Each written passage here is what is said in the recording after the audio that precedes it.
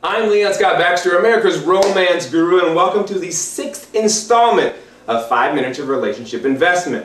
Now, if you missed the other 5 episodes, be sure to check them out. Today, though, I'll be talking to you about diversification. Let me say this right up front. There are many relationship experts, and we all basically say the same thing. If you want to have a strong and balanced and romantic relationship, you're going to need to be honest, communicate, make time for each other, be flexible, you're going to need to do nice things for each other, etc., etc., etc. But see, the thing is, everybody already knows these things. It's kind of like health. You know, we all know what to do to be healthy. We know we need to exercise and eat right and drink a lot of water and get enough sleep, but still we go in and we rent the DVD programs, or we go ahead and hire a trainer or a professional. And why do we do that? Because they're there to remind us, to motivate us, and to inspire us. So my job as a relationship expert is not to reinvent the relationship wheel, but to remind you, to motivate you, and to inspire you. I do it by using the analogy of finances, where John Gray uses planets, I use stocks and savings. And it's easy for me to grasp this concept and apply into my own marriage. And so my job is for you to want to apply this to your relationship by the end of each video. I see relationships as accounts that we need to invest in today so we can get short-term as well as long-term results. And if we do it right, we can nearly guarantee a terrific return for each of our investments. What exactly is diversification in your relationship? Well, in finance, diversifying your portfolio is important to avoid losing your shirt if one sector tanks. Now, put your money in different sectors and products so you can have a healthy balance that can withstand market fluctuations. In relationships, you want to diversify too, and that means don't just put all your eggs in one relationship basket. Now, if you show romance with a neck rub each week, great, but add some diversity to that. That might include having dates together, flirting with one another, giving gifts, creating surprises, writing love notes, or even taking trips together. Diversification is not just what you invest in, but how you invest in your relationship. See, in finances, you want to make financial choices on a daily, monthly, and even annual basis. Daily, you might look for the best gas prices, or use coupons at the store, or shop during sales. Monthly, you're going to want to set up an automatic deposit into your IRA, your TSA, your savings, mutual fund, etc. And that's really your bread and butter. Annually, you're going to want to revisit your budget, make appropriate financial changes, and maybe even stock aside a windfall like your tax return, or maybe you have a holiday bonus.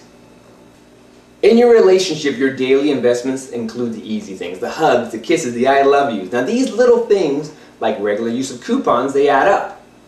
Your monthly investments are your regular dates. Now this is your bread and butter again. These should be like automatic withdrawals. Make them a priority. Build your monthly schedule around these dates. Dates, no matter what you do, are the essential building blocks of your relationship investment. Your annual investments, now these are a bit tougher to pull off. Maybe it's a surprise party, or a romantic adventure, or a big trip for the two of you. You may only do these once a year, but they take more time, they take more effort to pull off, so you generally get a nice big return soon after this deposit. Here's a fun, easy activity for you to share to assure diversification within your relationship. First, both of you work together to make a list of ways to invest in your relationship. Anything you can think of, simple or complex. Things you've done, things you're doing, things you might consider doing. The list can include hugs, holding hands, camping, skinny dipping, gardening, trips to Las Vegas or a cruise. Just brainstorm and write any ideas down, good or bad. And when you can't think of any more, go over the list and as a couple, get rid of anything you might want to nix.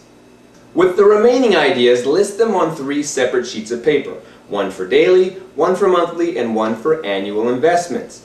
Ideas you can do each day or nearly each day, they go on the daily list. That includes kisses and saying I love you. The ones you can do every few weeks or once a month, they go on the monthly list, maybe taking a hike or hitting a bed and breakfast. And the annual list includes the ones you do not do very often, maybe running a marathon together or a trip to Paris.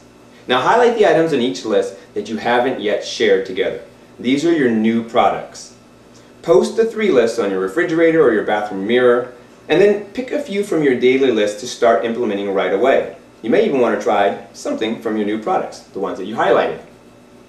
Pick one from your monthly list and resolve to do it this month. Next month you can add another one. And as far as the annual list, Find one item and give yourself plenty of time to plan it out so you can make it a reality within the next 12 months. And if you want more tips on investing in your relationship, pick up my book, The Finance of Romance, at Amazon.com, Barnes & Noble, or my website, couplescommittedtolove.com, where you can also sign up for my free monthly newsletter for couples. And be on the lookout for our next video.